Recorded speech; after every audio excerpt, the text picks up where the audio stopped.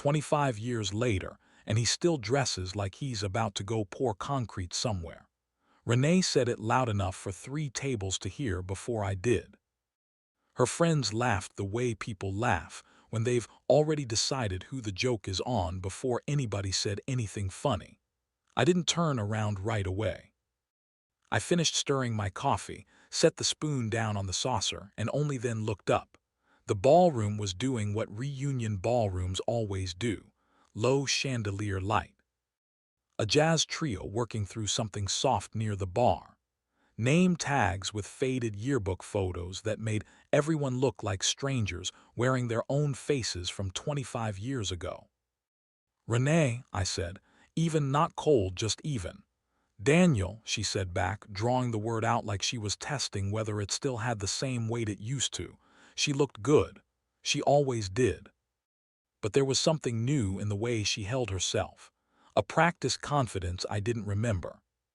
"Still doing the construction thing?" she asked, glancing at my plain suit, my plain watch, like she was cataloging evidence for a verdict she'd already reached. "Still doing the construction thing," I said, which was true in the same way that saying a river is still doing the water thing is true. "My name is Daniel Carter. I'm 43.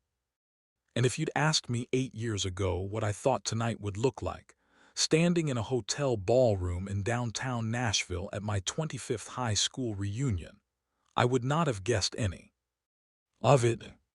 Not the ballroom, not the diamond ring catching the chandelier light on Renee's left hand that hadn't been there the last time I saw her.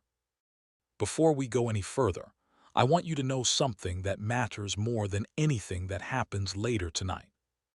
A man's worth was never supposed to be measured by what people say about him in a room. It's measured by what he does when the room isn't looking. My father used to tell me that on scaffolding when I was 16, hauling lumber because that's what our family did instead of vacations. I didn't understand it then. I understand it completely now. Renee didn't know what I'd built since she left. Nobody in that ballroom did. What they knew was the guy who used to talk about building something someday. Apparently still just talking, while she'd gone off and found herself a whole new life. Standing close beside her was a man in a suit that fit the way expensive suits fit someone who bought them to impress people rather than because they were comfortable. His name was Marcus Cole. What I noticed first wasn't his face. It was his eyes, and where they kept landing not on mine, on my watch. A plain steel one I'd worn 9 years. It used to belong to my father. He wasn't admiring it. He was doing math with it, the way a man does when he's sizing up whether you're worth his time. My grandmother used to say something to me on her porch in Brentwood, rocking in a chair that had been creaking since before I was born. "Baby, the people who talk loudest about your failures are usually the ones most scared you're about to prove them wrong."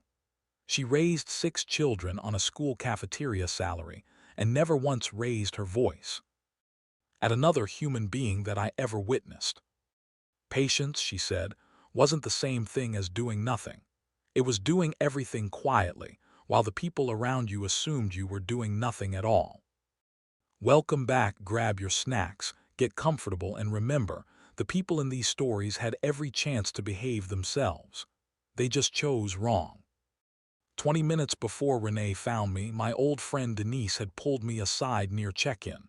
"You made it," she said. "Half expected you to bail in the parking lot." "Considered it," I admitted. Denise had spent weeks pushing me toward this reunion. "You've spent 8 years quietly rebuilding your whole life, Daniel," she'd told me on the phone. "Go, not to prove anything. Just to close a door you never actually shut." I had a good, quiet life by then, a house under oak trees, a wife who loved me steadily, work that mattered to the city I grew up in. I didn't need Renee's approval, or anybody else's from that gymnasium a quarter century ago, to know who I was. But some part of me wanted to walk back into that room once, not as the man who'd left broken, but simply as myself. Renee and I met at 19. Both working summer shifts at a hardware store off Route 9, her at the register, me hauling lumber in 90-degree heat. She used to sneak me a cold soda from the break room fridge. I used to save her the good scraps of trim wood so she could build little birdhouses she sold at a farmer's market. She had an honest laugh back then, and I fell for her somewhere between the third soda and the fifth birdhouse. We married at 21, 60 people and folding tables and my mother's sweet tea. 14 years together, a genuinely good stretch, then a slower unraveling. The first 5 years were good, I mean that honestly. Renee wanted things. A nicer house, a certain kind of life, the validation of other people being impressed. Nothing wrong with wanting things. But somewhere in our late 20s, the wanting curdled into a restlessness no house or promotion ever quite satisfied. I kept thinking the next thing would let her exhale. It never was. There was the year I sold my grandfather's framing tools to help cover a certification program she wanted. I never told her what it cost me. There was the year I turned down a foreman job 2 states over, better pay, real security, because she didn't want to leave while her sister was struggling. I picked up side work instead, came home with split hands, telling myself it didn't matter as long as she was happy. I found out about the affair about a year before she finally left. I won't dwell on it. I stayed anyway, believing if I was patient enough, steady enough, she'd eventually choose what she had. She didn't. One Tuesday morning 8 years ago, she packed 2 suitcases and told me she'd already found an apartment. "Say something," she said at the door. "Drive safe," I said. "Call me when you're settled." She left. I didn't chase the car down the driveway. I went quiet. Some folks mistake quiet for broken. They are never the same thing. A year after the divorce, Renee took a job in Richmond, 4 hours away. Our daughter Lily was 10. She split time for a couple years until high school, when she asked to stay in Nashville full-time, her friends, her school, and if I'm honest, me. Renee never once made Lily a weapon between us, and I've always respected her for that, even in the years everything else felt far from respectable. Renee stayed in Richmond the better part of 7 years, then moved back 3 months before that reunion. A fresh start, she told Lily. New job, closer to her aging mother. She met Marcus Cole less than 6 weeks after unpacking her last box. "You're the ex," Marcus said, extending a hand with a smile that didn't reach his eyes. "I'm in private equity." "Daniel," I said, shaking at once. "Construction, right?" he said, like a bet he was confident about. I didn't know it yet, standing there, but Marcus had a habit of collecting watches the way some men collect stories, not to wear, but to know their price on sight. Because knowing the value of things quickly was, in his line of work, a survival skill. What he didn't know is that the one on my wrist wasn't for sale, and its value had nothing to do with dollars at all. "We're engaged," Renee said, holding up her hand. 3 weeks now. "Marcus runs an incredible fund. Real estate infrastructure." She said infrastructure like she was testing whether it might land a blow. "Congratulations," I said, and meant the part where I hoped she'd finally found something steady. I saw the room shift before I saw her. Conversations dipped by half a register, the way a crowd does when something worth noticing walks in. There was Vivian in a deep emerald dress, moving through the ballroom like she belonged in every room she'd ever entered. Because she did. She slid her hand into mine like it was the most natural motion in the world. "Sorry I'm late," she said, kissing my cheek. "Client meeting ran long. A woman finalizing her protective order paperwork. Didn't want to rush her out just because I had a party to get to. I should tell you who Vivian is, because it matters for everything that happens next." She spent years as a compliance investigator for a regional banking oversight office, before she left to found the Harborview Center, a legal aid nonprofit here in Nashville supporting women rebuilding their lives after divorce or financial exploitation, and increasingly, help for women quietly drained of their savings by men very good at being charming. I met her about a year after my own divorce, on a job site where she'd stopped to check permits near a daycare center my crew was renovating. She caught a violation I'd missed and made me fix it before lunch. We didn't start dating for another 8 months.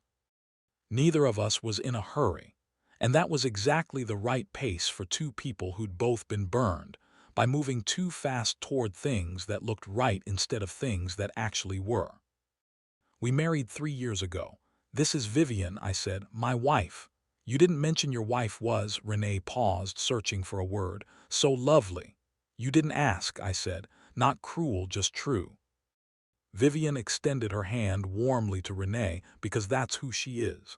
Then she turned to Marcus. Something in her face changed, small, almost nothing. A half-second flicker of recognition quickly smoothed back into a polite smile. Marcus, she said, shaking his hand. Nice to meet you.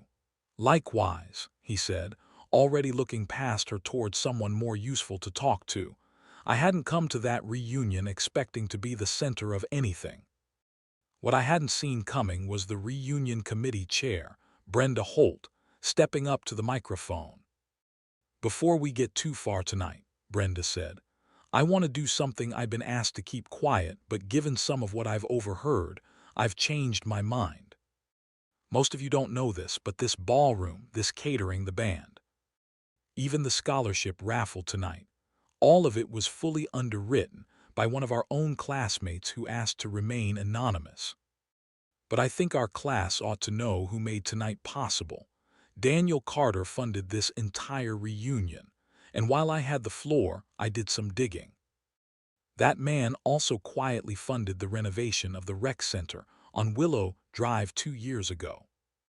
And he's the reason 40 kids from our old district have full-ride scholarships to trade and engineering programs through a fund named after his father. So, Daniel, thank you from all of us. The applause went on longer than I was comfortable with. I stood there wishing the floor would open up while 140 former classmates rearranged everything they thought they knew about me in real time. I watched Renee's face. The color left it slowly, like a light dimming on a rheostat instead of a switch. Beside her, Marcus's expression did something else entirely, a flicker of cold recalculation.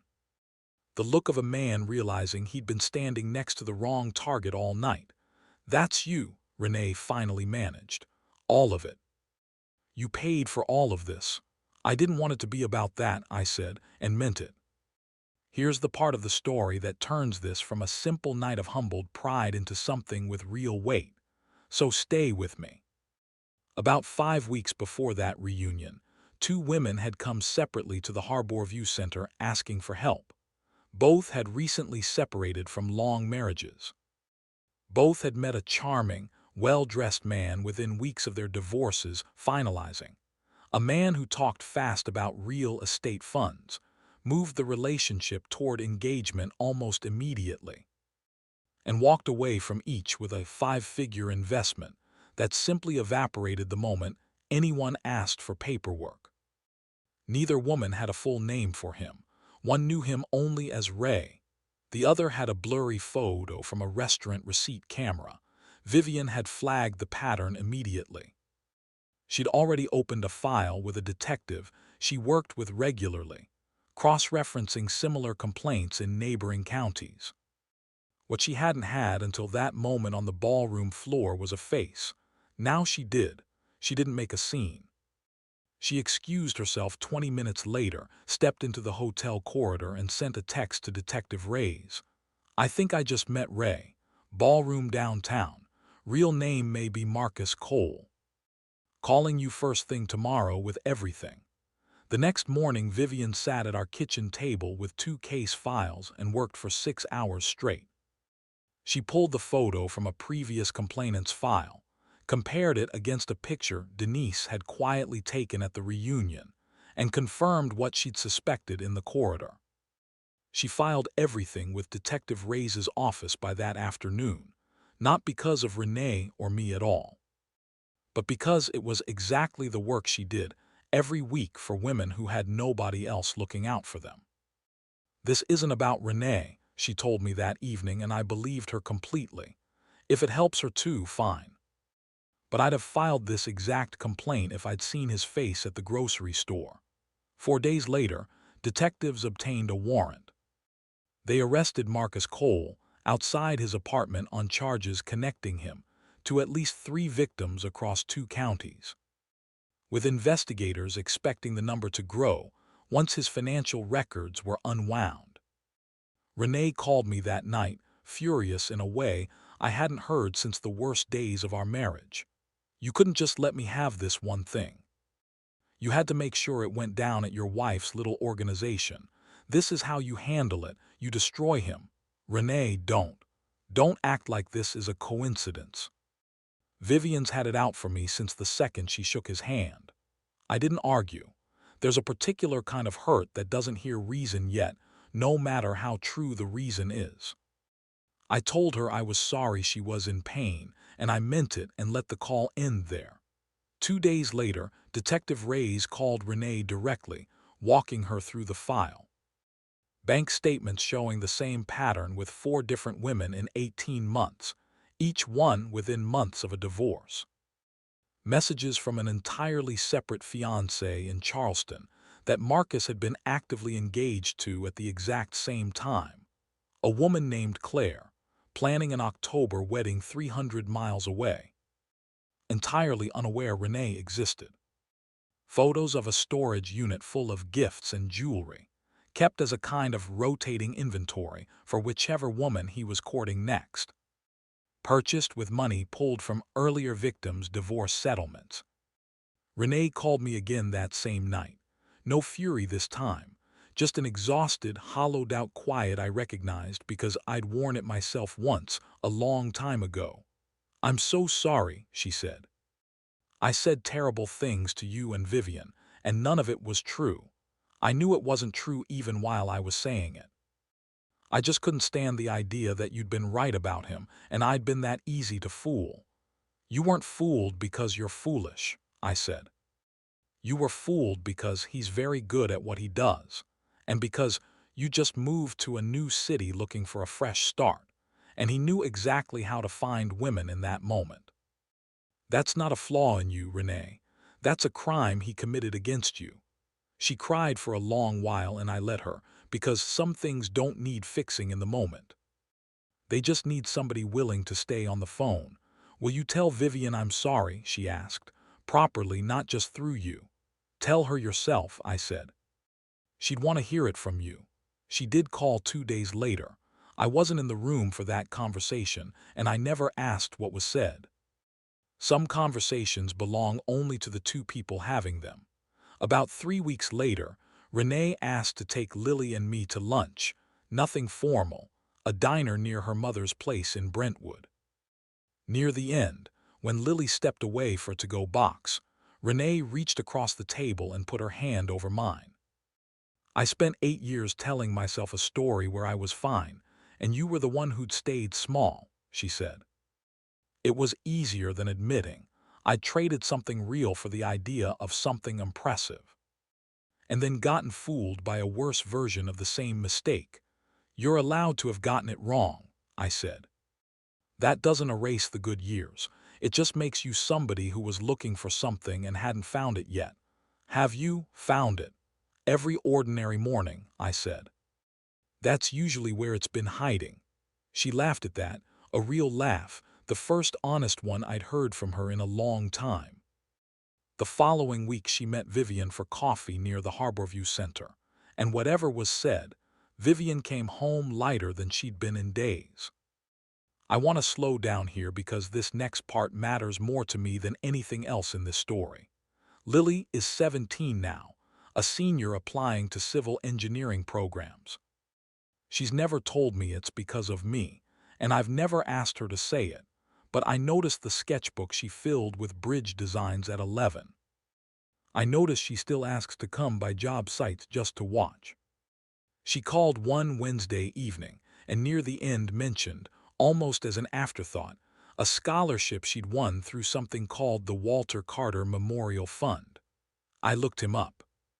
There's barely anything online, Just an old construction company and a mention about a building collapse he investigated the safety standards on afterward. That's your great-grandfather, I said. My dad's father.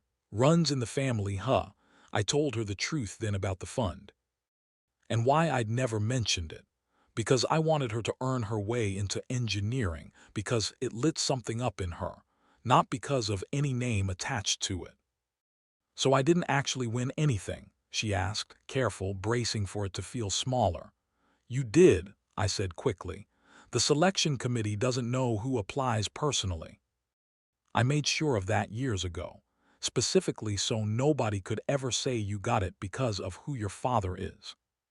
Your S about infrastructure that actually serves the neighborhoods it's built in was the strongest one they read. I found out you'd won at the same time you did. She was quiet a moment, a different kind of quiet. Okay. That actually means a lot more knowing that. I want to end this story somewhere quieter than a ballroom, because that's where the truest parts of it actually live. Weeks later, once everything had settled, I stood on our back porch with coffee, looking out at the oak trees toward the park. Vivian came out wrapped in an old cardigan. She refuses to replace and handed me a second cup, even though I still had one going lukewarm in my other hand. A cold cup of coffee, she always says, is just a reminder to slow down, not a mistake to fix. Do you regret it? I asked. Filing that complaint the moment you got home, on a night that was supposed to just be a party. She thought about it honestly. No.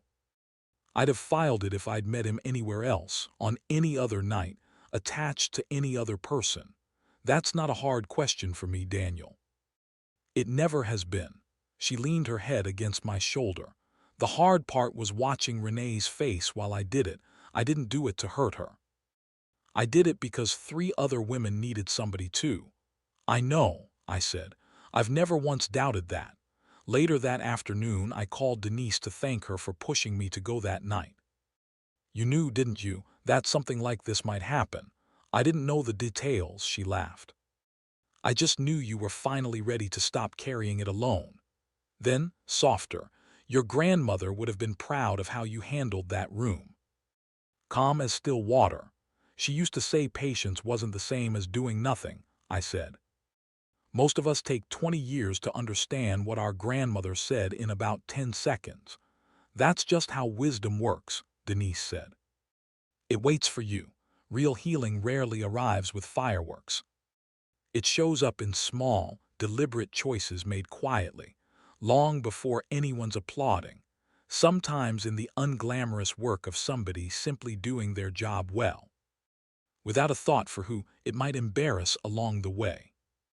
I didn't win that night because a room finally found out what I was worth. I won because I'd spent 8 quiet years building a life so steady it no longer needed anyone's approval to stand up straight on its own, and because I'd chosen a partner who did the right thing, whether or not anybody was clapping for her. Renee didn't lose that night because she got humiliated in front of old classmates.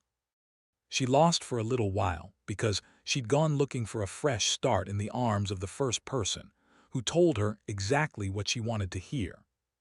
What she found afterward, a daughter who still loved her, an ex-husband who didn't gloat, and a woman she'd been ready to call an enemy who'd fought for her without being asked, turned out to be worth more than that fresh start ever could have been.